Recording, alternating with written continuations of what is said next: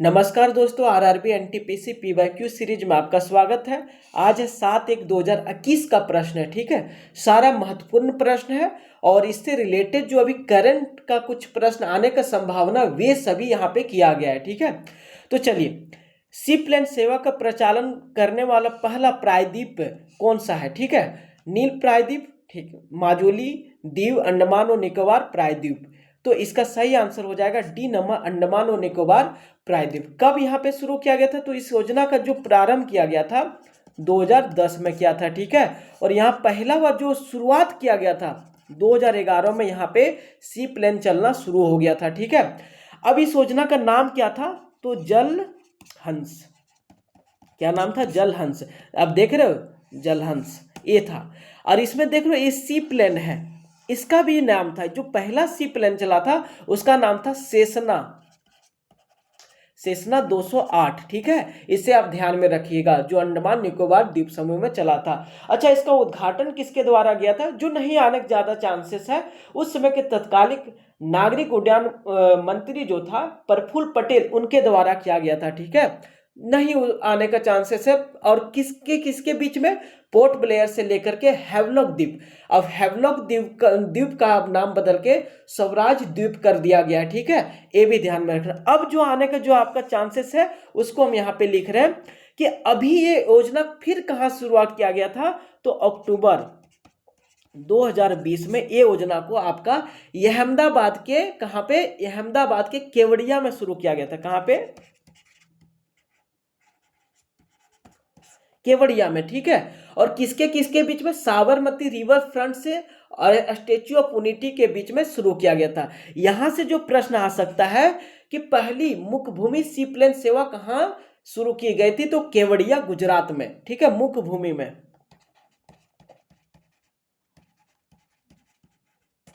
मुख्य भूमि सेवा था। ठीक है, केवड़िया, गुजरात। इसके बाद और जो करंट में आ सकता है इससे रिलेटेड, ये है आपका कि यहां से अहमदाबाद के, अब देखो केरल में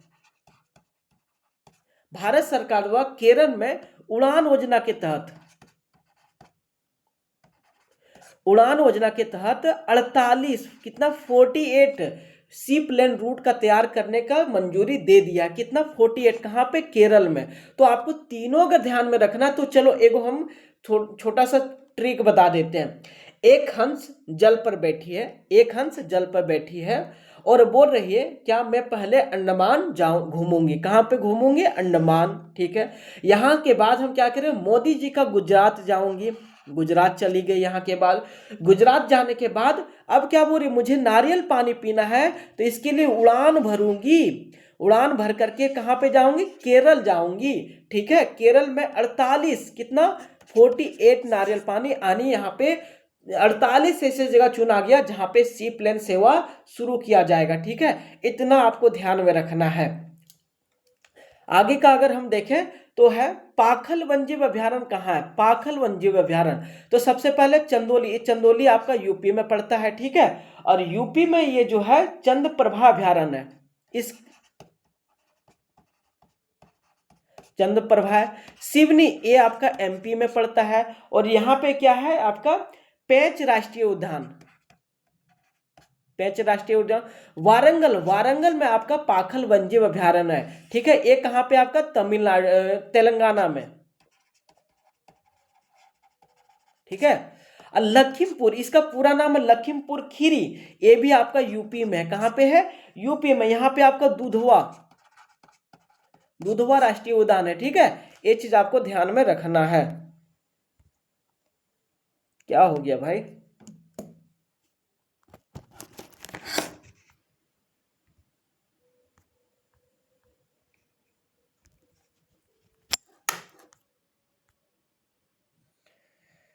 ये क्या हो गया? चलो ठीक है, सॉरी। आगे हम लोग देखते हैं, आगे भी आगे इंपॉर्टेंट प्रश्न है, थोड़ा सा हम लोग यहाँ पे फंस गए। चलो ठीक है, ये अब अगर बात किया जाए पाखल वन्यजीव अभ्यारण्य, इसका जो शुरुआत किया गया था ना 1952 में किया गया था। ठीक है, इसके जस्ट बगल में झील है। ठीक है, ये जो झील है इसको बनाया था 13वीं शताब्दी में। कब बनवाया था? 13वीं शताब्दी में बनवाया गया था। ठीक है, ये चीज ध्यान रखना, किसके द्वारा बनवाया गया था 13वीं शताब्दी में? तो ये जो है 13वीं शताब्दी में आपका काकतीय राजवंश द्वारा बनवाया गया था। किसके? काकतीय राजवंश के द्वारा। ठीक है, राजा कौन था? गणपति देवा था। ठीक है, इतना चीज आपको इस चीज का ध्यान में रखना है। और ये अभी अगर बात किया जाए वर्तमान में कितना नेशनल पार्क है, तो वर्तमान में अभी 107 नेशनल पार्क है और 58 टाइगर रिजर्व है। ठीक है, टाइगर रिजर्व कितना? 58 है और नेशनल पार्क कितना? 107 है। ठीक है, इसको भी आप छाप लीजिएगा, ये भी चीज आपको ध्यान में रखना है। भारत की प्रथम रेलवे यूनिवर्सिटी कहाँ स्थित है? तो भारत की प्रथम रेलवे यूनिवर्सिटी बोल रहा है, यूनिवर्सिटी जो है भारत में ये है वडोदरा में। कहाँ पे? वडोदरा में। चलो ठीक है, अब हम लोग इसके रिलेटेड बिहार में क्या है? भारतीय रेलवे का आंतरिक और विद्युत इंजीनियरिंग संस्थान है आपका बिहार में। इसके बाद बेंगलुरु में क्या है? तो भारतीय रेलवे आपदा प्रबंधन संस्थान आपका बेंगलुरु में है। सिकंदराबाद में क्या है? भारतीय रेलवे प्रबंधन संस्थान सिकंदराबाद में। और हैदराबाद में क्या? भारतीय रेलवे वित्तीय प्रबंधन संस्थान आपका हैदराबाद में है। इस चीज को आपको ध्यान में रखना है। ठीक है, अगर बात किया जाए यूनिवर्सिटी का, तो इस यूनिवर्सिटी का स्थापना कब किया गया था? 2018 में। कब किया गया था? 2018 में इसकी स्थापना किया गया था। ठीक है, और इसका नाम रखा था राष्ट्रीय रेल और परिवहन संस्थान, यानी कि NRTI। ठीक है, लेकिन 2022 में इसका नाम बदल दिया और इसका नाम रख दिया गति शक्ति विश्वविद्यालय। क्या नाम रख दिया? गति शक्ति विश्वविद्यालय इसका नाम 2022 में कर दिया। ठीक है, इस चीज को आपको ध्यान में रखना। यहाँ पे क्या होता है, आप यहाँ पे डिग्री ले सकते हैं, रेल और लॉजिस्टिक्स से रिलेटेड आप यहाँ से डिग्री प्राप्त कर सकते हैं। ठीक है, इसको ध्यान में रखना। और बात कर रहे हैं, जब वडोदरा का बात कर रहे हैं, तो वडोदरा में ही रेलवे स्टाफ कॉलेज है। क्या है? कहाँ पे है? वडोदरा में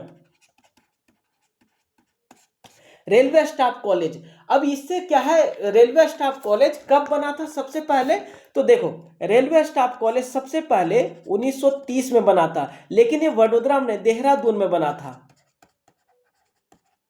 ठीक है, अब इस यहाँ क्या हुआ, ये कुछ दिन बाद बंद हो गया। ठीक है, कुछ सालों बाद। और 1952 में ये कहाँ पे शुरू किया गया था? वडोदरा में शुरू किया गया। ठीक है, किस पैलेस में? देखो, इसी पैलेस में 1952 में रेलवे स्टाफ कॉलेज शुरू किया गया था। ठीक है, इस पैलेस का नाम है प्रताप विला पैलेस। ठीक है, Pratap villa palace, villas palace. ठीक है, यहां पे शुरू किया गया था। तो पैलेस का नाम पूछता, किस पैलेस में अभी रेलवे स्टाफ कॉलेज चल रहा है? तो प्रताप विलाज पैलेस वडोदरा में चल रहा है। ठीक है, लेकिन इसका नाम 2015 में बदल दिया गया। 2015 में इसका नाम बदल दिया गया और इसका नाम क्या रख दिया? National academy of Indian railway, national academy of Indian railway, NAIR कर दिया गया। ठीक है, यहाँ पे क्या है, यहाँ पे कोई तरह का डिग्री प्रोवाइड नहीं करवाया जाता है। यहाँ पे आपको क्या मिलने वाला है, यहाँ पे सिर्फ रेलवे स्टाफ का जो ट्रेनिंग होता है ये होता है। ठीक है, इस चीज को ध्यान में रखिएगा। अगर ट्रिक का बात की तो बोल सकते हो स्टाफ कॉलेज में नौकरी वाला ट्रेनिंग लेने आते हैं। ठीक है, स्टाफ कॉलेज ये हो गया, यहाँ नौकरी वाला ट्रेनिंग लेने आएंगे। ठीक है, दूसरा है ये जो है गति शक्ति विश्वविद्यालय, इसका ट्रिक के देखा जाए तो गति शक्ति के साथ पढ़ाई करो, डिग्री अवश्य मिलेगा। ये चीज आप ध्यान में रखिएगा। आगे चलो, इसके आगे देखते हैं क्या है। आकाशगंगा का निकटतम स्पाइरल गैलेक्सी कौन सी है?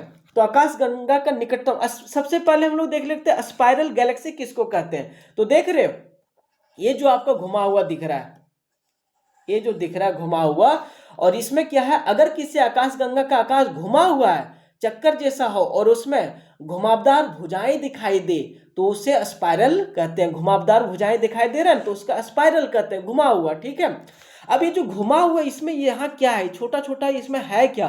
ये तो आखिर में बहुत बड़ा है। तो क्या चीज है? स्टार, स्टार्स है, गैसेस है।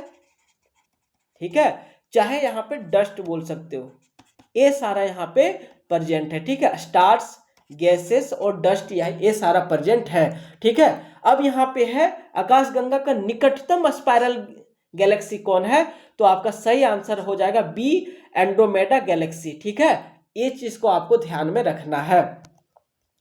आगे है शब्द आर्टिफिशियल इंटेलिजेंस किसने गढ़ा था? यानी कहने का मतलब है आर्टिफिशियल इंटेलिजेंस जो शब्द है सबसे पहले किसके द्वारा दिया गया था? तो आपको बता दें, जिन्होंने ये बोला था आर्टिफिशियल इंटेलिजेंस, उसे आजकल एआई का फादर कहा जाता है, एआई का फादर भी बोला जाता है। ठीक है, तो एक इन्होंने कहा था, जॉन मैककार्थी द्वारा कहा गया था। किसके द्वारा? जॉन मैककार्थी द्वारा।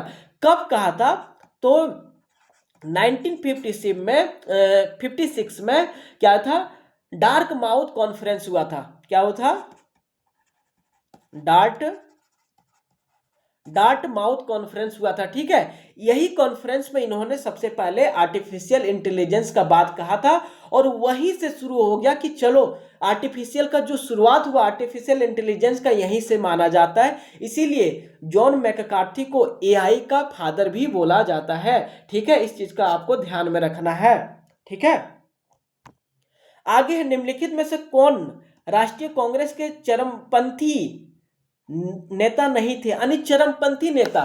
तो इसको समझने के लिए सबसे पहले आपको क्या जानना होगा कि भारतीय राष्ट्रीय आंदोलन का कितना चरण में बांटा गया? तो भारतीय राष्ट्रीय आंदोलन को 3 चरण में बांटा गया। कितने चरण में? 3 में। सबसे पहला चरण जो आता है आपका उदारवादी चरण था।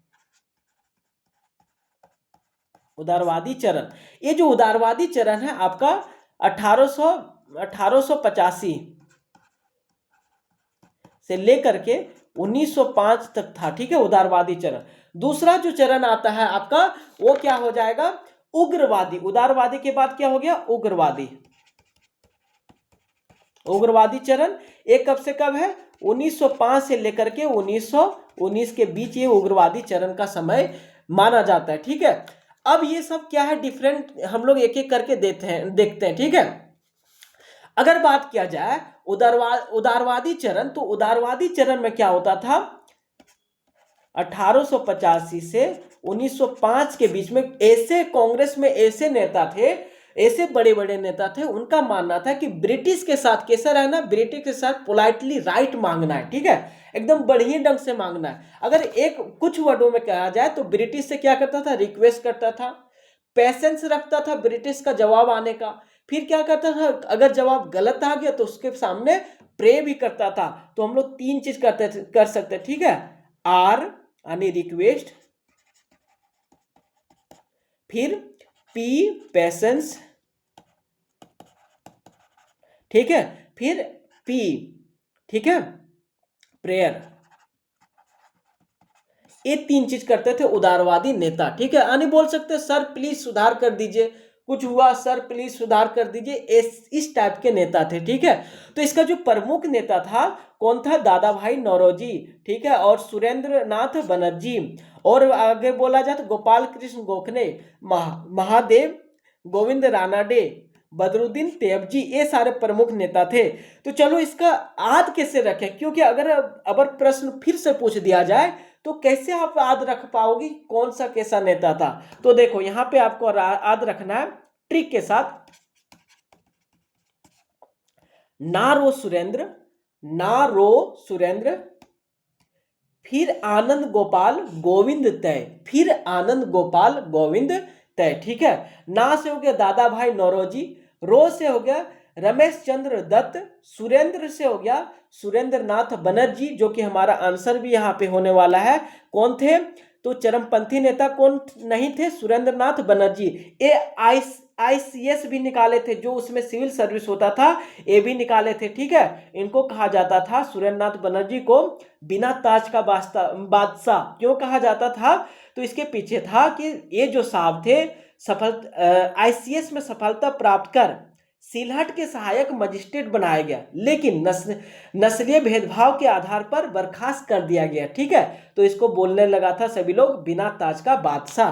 ठीक है, ये चीज ध्यान में रखना, हमारा सही आंसर मिल गया। और अब है फिरोज शाह मेहता। फिरोज शाह मेहता फिर मतलब फिरोज शाह मेहता, आनंद मतलब आनंद चार्लू, गोपाल मतलब गोपाल कृष्ण गोखले, गोविंद मतलब महादेव गोविंद रानाडे, और तय मतलब बदरुद्दीन तैयबजी। ये था आपका नरम दल वाले नेता। ठीक है, अब हम लोग देखते हैं गरम दल वाले। तो गरम दल वाला का स्वभाव कैसा था?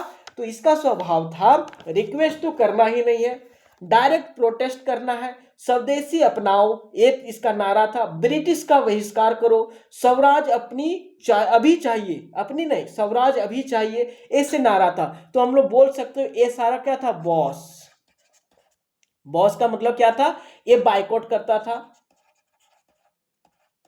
ये बाइकआउट करता था। वो से क्या है ये? वो से क्या करता था? अपोज करता था किसका? ब्रिटिश का, अपोज किया। ठीक है।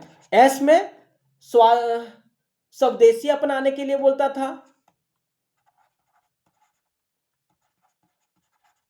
ठीक है। फिर एस से स्वराज का मांग करता था।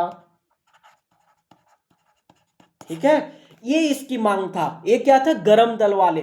तो गरम दल वाले में सबसे जो इंपॉर्टेंट हो जाता है आपका 3 हो जाता है, लाल बाल पाल, यानी लाल बाल पाल। इसके साथ कौन थे?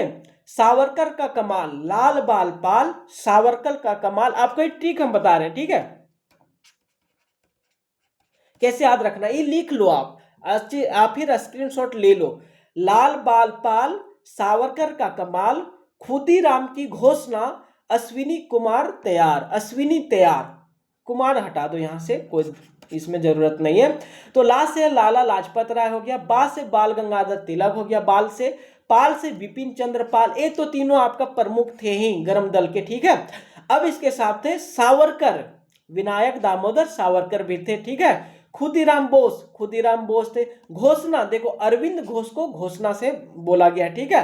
और अश्विनी कुमार तैयार, यानी अश्विनी कुमार दत्त जो थे, ये भी ये सारे गरम दल के नेता थे। तीसरा जो था उसमें बात किया जाए गांधी युग। अब यहाँ पे गांधी युग 1919 के बाद से आगे का जो है 1948 का समय गांधी युग कहा जाता है। ठीक है। क्या चीज? गांधी युग। इस चीज को आपको ध्यान देना है। अब गांधी युग में आपका 2 चरण आप बांट सकते हैं इसको। ठीक है, 2 भागों में बांट सकते हैं। गांधी युग की मुख्य विशेषताएं, तो गांधी युग का मुख्य विशेषताएं क्या था? अहिंसा और सत्याग्रह करना था, जो कि पूरा भारत इसके साथ खड़ा हो गया था।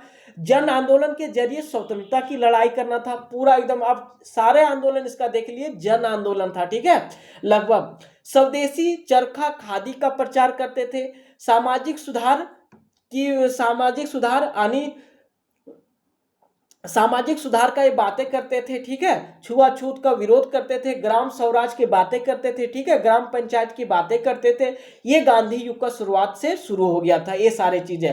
और इसका आंदोलन क्या था? तो चंपारण सत्याग्रह। ये हम लोग इसके अभी कम ही करने वाले, क्योंकि इसके बारे में हम लोग देखेंगे आगे से। गांधी युग पूरा डिटेल एकदम एक्सप्लेनेशन के साथ आने वाला है, तो जरूर आप देखिएगा। खेड़ा सत्याग्रह इसके बाद किए 1918 में। असहयोग आंदोलन 1920 से 22 के बीच में किए। सविनय अवज्ञा आंदोलन किए। ठीक है, 1930 से 34 डांडी, इसी बीच में डांडी यात्रा भी किए। भारत छोड़ो आंदोलन इसका लास्ट 1942 में किए थे। तो ये सभी आपका जानकारी यहाँ पे मिलेगा। आप बने रहिए, आपको यहाँ पे डिटेल जानकारी हमेशा दिया जाएगा। तो चलिए, धन्यवाद इतना देखने के लिए। आगे हम फिर कल आपसे फिर जुड़ेंगे, कुछ नया चीज लेकर के आएंगे PYQ, जो बेहद इंपॉर्टेंट होने वाला है। धन्यवाद।